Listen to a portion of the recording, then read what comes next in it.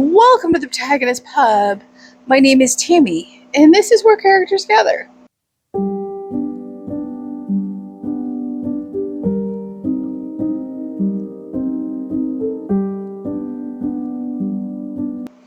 I'm going to do my mid-September wrap-up, and I'm going to be really upfront. Not been a great reading month so far. In fact, for the first week of September, I read nothing. Not one book did I finish, not one book that I opened worked for me. Doesn't matter if I owned it, Kindle, library, audio, physical, didn't matter. I have, however, finished some books. First, we're going to talk about the DNFs.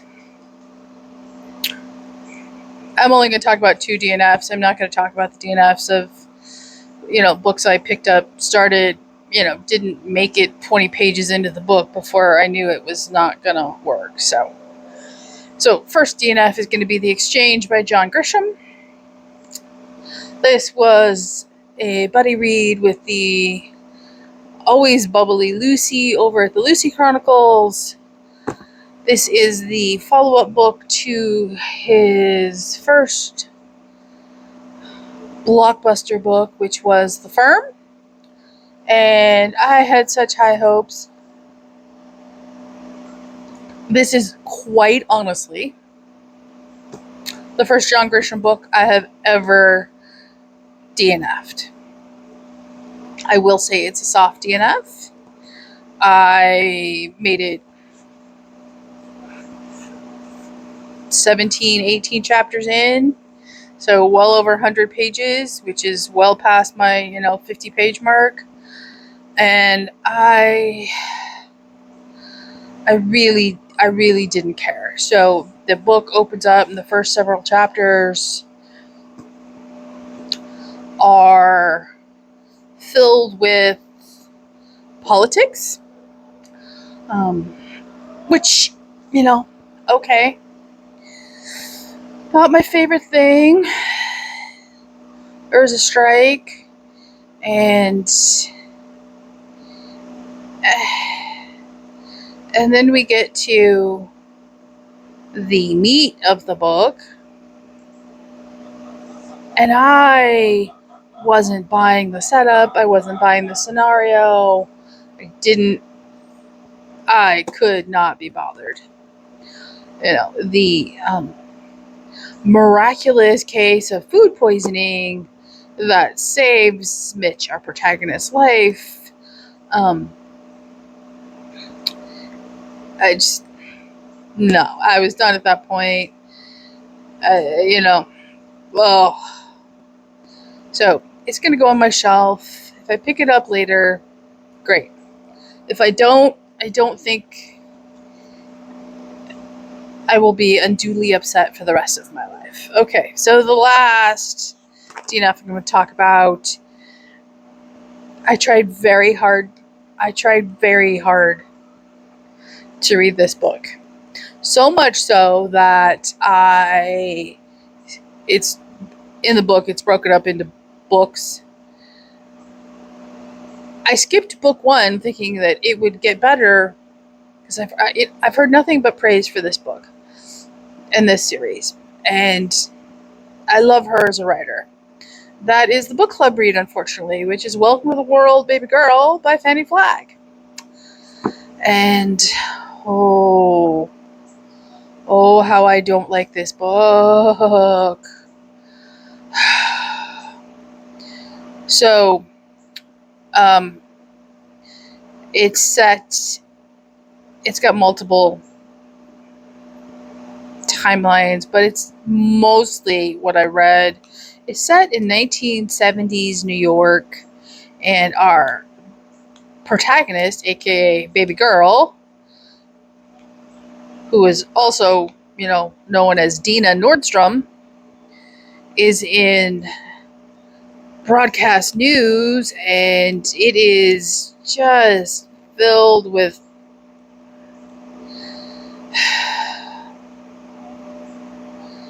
feminist claptrap and glamorization of New York and what it takes for her to become the woman in, I wasn't there for that. I could care less about that. The passages written in Missouri or in the 1950s, I absolutely loved. I absolutely loved those passages. Those sections I could have read all day. I don't want to read about 1970s New York. New York City isn't my favorite place in the world. I don't actually like anything I've ever read, for the most part, set in New York City. It's always a rarity if I like something set in New York. And this was absolutely just further proof. So, I don't know that I will ever pick this back up. I've heard it's great. I heard if you can suffer through the New York stuff, it's worth, reading. Most of books 3 and 4 are in Missouri, I believe, but they're still New York stuff. And I don't care. I don't care enough to invest the time. And that makes me sad, but there you go. That's me being honest. So, if you like cities, books set in New York City, go for this. Okay, so what did I read? So, I had to pull out the calendar. I have finished 3 books. They were all finished last week. 2 were audiobooks from the library, and 1 was actually on my pile of possibilities. Shocking. So the first one was a nonfiction recommended by the lovely Lindsay Loomis. That is The Queen of All Mayhem. Pictures right there. I do not remember the author's name. And this tells the story of a female outlaw named Belle Starr, who I knew nothing about. I am not a big biography person. Just going to be perfectly honest. I usually find them incredibly dry, incredibly boring, and I can go to a history book and read a synopsis and get the pertinent points much quicker. I will retain that information. However, The Queen of All Mayhem is written in this incredibly wonderful conversational tone. It does not read like your standard biography. It was a joy to listen to. I learned so much about a woman I didn't even know existed, and I would read another book by this man in a heartbeat. He had, although he can't prove it, there is a familial, thank you, relationship between him and Belle Starr, potentially. It was just wonderfully immersive. And did I retain all the information incredibly well? No, I listened to it on audio. I don't tend to retain audiobooks like I do physical books, but it was okay. It was getting me back into reading, and I enjoyed it. Fireball, I do not want your dragon. It is sloppy and messy. So, if it's available at your library, I highly recommend it. And then I picked up a cozy from the library. It is related to a book I discovered doing my most, books that caught my interest through the end of the year. It was the first novel in that series that is Booked for Murder by P.J. Nelson, I believe. It is the debut book in the series, and this was just, again, another relaxing read via audio. I was getting other stuff done. I enjoyed my time with this book. It is set in Georgia in a small town called Juniper Grove, I believe, and our protagonist is 40 something, and she inherits a house and bookstore from her aunt, and so she gives up her acting job and moves back home, in essence, and things start to happen. It was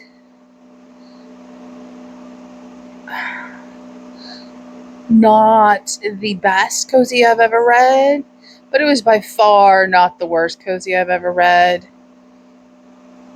It did everything I want from a debut, novel in a new series. It introduced me to the town and the characters and the locations, and it presented itself as just a cozy mystery. No overt politics, no preaching tone, no nonsense. It was what I needed in a cozy. And I will pick up another one in the series. And that leads me to what I finished from my pile. I don't want it. Go lay down. Pile of possibilities. That is Voices Within, by various authors. It's a short story collection. And these were, okay, given the fact that there are very wide margins and the print is very large. These were definitely short stories. I think the longest one in here is 60 odd pages. So, if it wasn't for the very wide margins and large print, even though this is not a large print books, none of these stories is longer than 30 normal pages. And if you play Warcraft, I highly recommend picking this book up. I started this after the events of September 10th, and there is a very beautiful paragraph in the first short story, appropriately named Trials. So I will read you the paragraph. Oh no, thought I had it. So, the character talking is the wife of one of the major character figures in the game. "Love hurts," said Agra, then hugged him. But its echoes are all around us. Our ancestors, our lost friends, they ripple through us as our acts will ripple forward when we are gone. You are still here, and for that, we are all glad.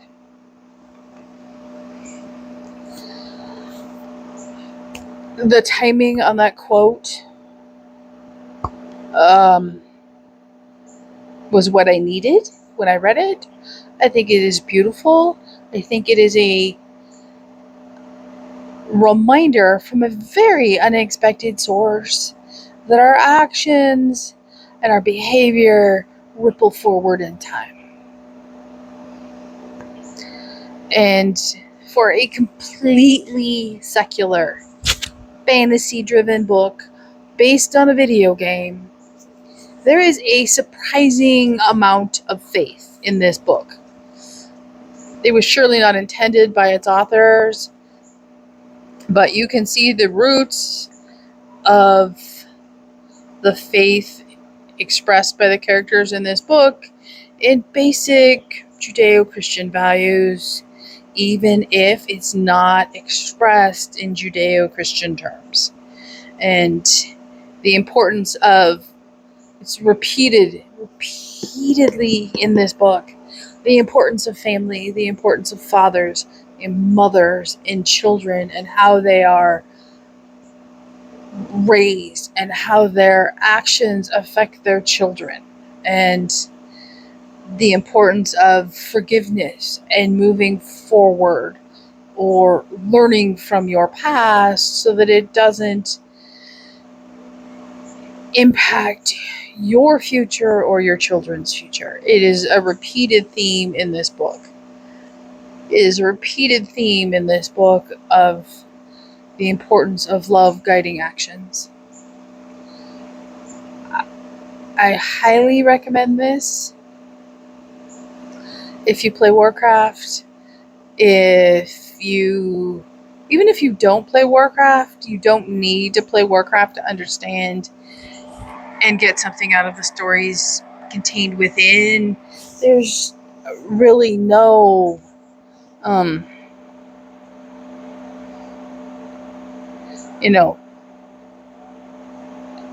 video game elements in here. This is a story about characters from the game and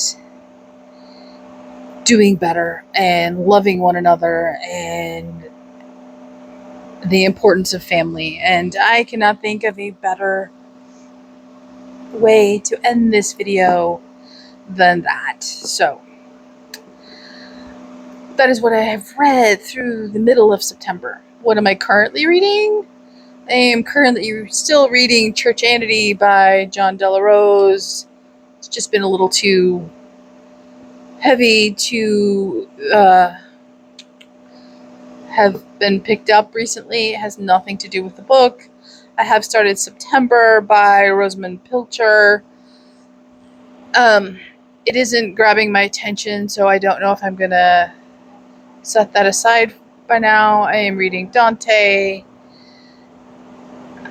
I don't know what I'm going to read when I pick up my next book. I know it needs to be something lighter. It needs to be something that's going to make me laugh. And it needs to have, strong family themes. So we shall see at the end of the month what that ends up being. What are you guys reading? You have any recommendations for me? Leave a comment down below, like and subscribe, and I will see you here next time at the Protagonist Pub.